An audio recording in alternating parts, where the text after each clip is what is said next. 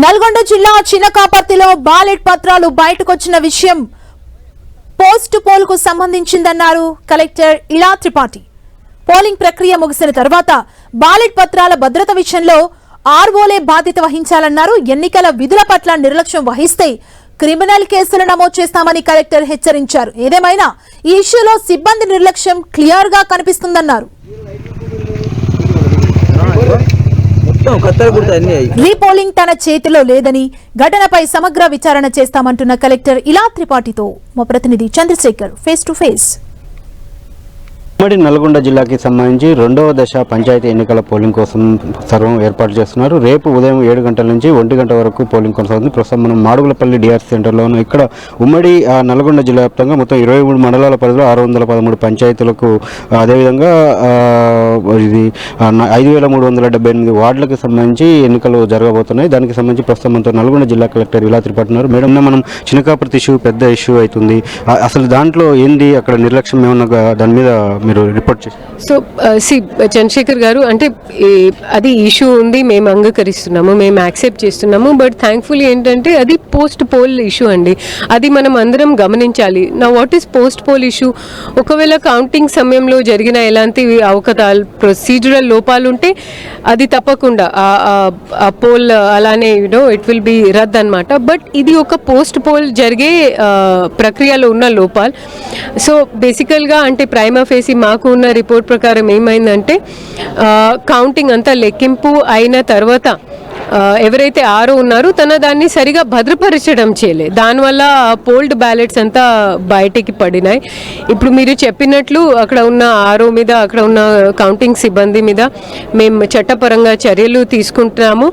But the process is totally post poll. అంతా అయిన తర్వాత సరిగా దాన్ని సీలింగ్ చేయకుండా ఈ పొరపాటు బయటికి పడింది. సో దానివల్ల మేము సంబంధించిన అధికారుల మీద వాళ్ళ నిర్లక్ష్యాల వల్ల వారి మీద చర్యలు తీసుకుంటున్నాము. ఇప్పుడు ఇందాక కూడా మేము మా ఆర్ఓస్తో మాట్లాడుతూ వాళ్ళని తప్పకుండా, RO is the final custodian of a polled ballot, ఒక స్టాట్యుటరీ మెటీరియల్ అనేది వారికి చెప్పడం జరిగింది. మేము తప్పకుండా ఫేజ్ 2, ఫేజ్ 3లో ఇంకా మా సిబ్బందిని అలర్ట్గా పెడతాము. అంటే పోల్ బ్యాలెట్ లెక్కింపు తర్వాత వాటిని ఎక్కడ భద్రపరచాలి, వాటిని అంటే దానికి భద్రపరచాలి, ఎంతకాలం భద్రపరచాలి, ఎట్లా ఉంది? సో మనకి ఈవీఎంలో కాకుండా బ్యాలెట్ పేపర్లో ఒక తేడా ఏంటంటే చంద్రశేఖర్ గారు, ఈవీఎంని సర్లే మనం తిరిగి తిరిగి స్ట్రాంగ్ రూమ్కి షిఫ్ట్ చేస్తాము. బ్యాలెట్ పేపర్స్ని మనకి ఏదైతే బ్యాలెట్ బాక్సెస్ ఉంటాయో దాన్ని గనీ బ్యాగ్స్ కానీ మస్లిన్ బ్యాగ్స్లో మొత్తం చుట్టూ కట్టేసి దాన్ని సీల్ చేయాలి. ఇది అంతా ఆరో సమక్షంలో జరగాలి. ఒకవేళ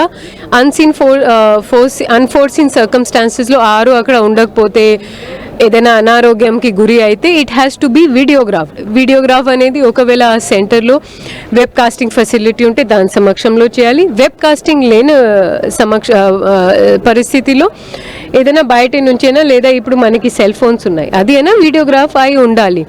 అది అయిన తర్వాత ఆ కేంద్రాల్లోనే పోలింగ్ టీమ్స్ మళ్ళీ నెక్స్ట్ డే అయినా సేమ్ డే అయినా నియరెస్ట్ ఎస్టీఓకి, నియరెస్ట్ ట్రెజరీకి, లేదా పక్కనున్న మండలాల్ని, ఫర్ ఎగ్జాంపుల్ ఫేజ్ 1లో మేము చాలా మటుకు మా డిటిఓలోనే ట్రెజరీలోనే ఉంచుకున్నాము. దాన్ని వీడియోగ్రఫీ చేసి భద్రపరిచయం చేశాము. నెక్స్ట్ డే తెల్లారి వాళ్ళు దాన్ని ఎస్టీఓకి ఇవ్వాలి అండ్ అక్కడ మొత్తం సీల్ అయిపోతుంది. ఎలాంటివి క్రిమినల్ కేసు అయినా, ఎలాంటివి దరఖాస్తు వచ్చినా, అన్లెస్ అండ్ అంటిల్ ఒక కోర్ట్ ఆఫ్ లా, న్యాయస్థానం నుంచి మాకు ఆర్డర్ రాకపోతే దాన్ని ముట్టుకునే, దాన్ని ఓపెన్ చేసే ప్రసక్తియే లేదు. మేడం, నిన్న చినకాపర్తి ఇష్యూ నేపథ్యంలో సో ఇప్పుడు రేపు రెండో దశకు సంబంధించి అధికారులకు ఎలాంటి ఆదేశాలు ఇస్తున్నారు? వాళ్ళకి సంబంధించిన సూచనలు ఏమన్నా? మేము ఆల్రెడీ చంద్రశేఖర్ గారు మా స్టేజ్ 2 ఆ రోజు ఇక్కడ మడుగులపల్లితో వాళ్ళతో సుదీర్ఘంగా మాట్లాడడం జరిగింది. ఈరోజు మళ్ళీ పోలింగ్ పార్టీస్ వారి కేంద్రానికి చెందిన తర్వాత మేము మళ్ళీ వారితో ఒక టెలికాన్ఫరెన్స్ ఏర్పాటు చేస్తాము. మేము అనేది ఒకటే ఒక పదం which is written in the TPR section 2024 also, RO is the ultimate custodian of a polled ballot సంబంధించిన దాన్ని ఒక చిన్న పిల్లల్లాగా కాపాడే బాధ్యత ఆరోదే. వాళ్ళు బయట వెళ్ళి మేము అక్కడ వెళ్ళాము తినడానికి వెళ్ళాము అనేది ఆ ప్రసక్తియే కాదు, అది నడవదు. సో ఇప్పుడు కూడా ఆ రోజు వాళ్ళు అలర్ట్గా ఉన్నారు.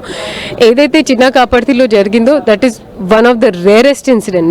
మేము ఒప్పుకుంటున్నాము ఇట్ వాజ్ అ నిర్లక్ష్యం, but at the same time it was a post poll incident. It was one of the rarest of the event. అక్కడ రిగ్గింగ్ జరిగింది, రీపోలింగ్ చేయించాలని చెప్పి ప్రత్యర్థి అభ్యర్థులు పార్టీలు డిమాండ్ చేస్తున్నారు. సో అలాంటి అవకాశం ఏమైనా ఉందా మేడం? మీరు చూడండి, ఓటింగ్ మార్జిన్ వచ్చేసి 453. ఇప్పుడు మనకి లబ్బింది close to 200-300. But anyway that నా చేతిలో కూడా లేదు, ఎవరి చేతిలో లేదు. న్యాయస్థానం నుంచి, కోర్ట్ ఆఫ్ లా నుంచి వస్తేనే మనం ఏదైనా నిర్ణయం తీసుకుంటాం. ఈ మధ్య ఆ పోల్డ్ బ్యాలెట్స్, డ్రైనేజ్లు లభించిన బ్యాలెట్స్ అని దాన్ని మేము భద్రపరచడం చేస్తాం. అది పోస్ట్ పోల్ తర్వాత జరిగినటువంటి ఇష్యూ అది, అంటే ఎన్నికల మొత్తం కౌంటింగ్ కూడా పూర్తయిన తర్వాత ఇష్యూ. దానికి సంబంధించి ఆర్ఓనే కస్టోడియన్ ఆ పోస్ట్ బ్యాలెట్కి సంబంధించి ఆయన నిర్లక్ష్యం చాలా క్లియర్గా ఉంది కాబట్టి ఆయన వెంటనే సస్పెండ్ చేశామని, అదేవిధంగా దానిపైన సమగ్ర విచారణ కూడా చేస్తున్నామని చెప్పి జిల్లా కలెక్టర్ చెప్తున్నారు.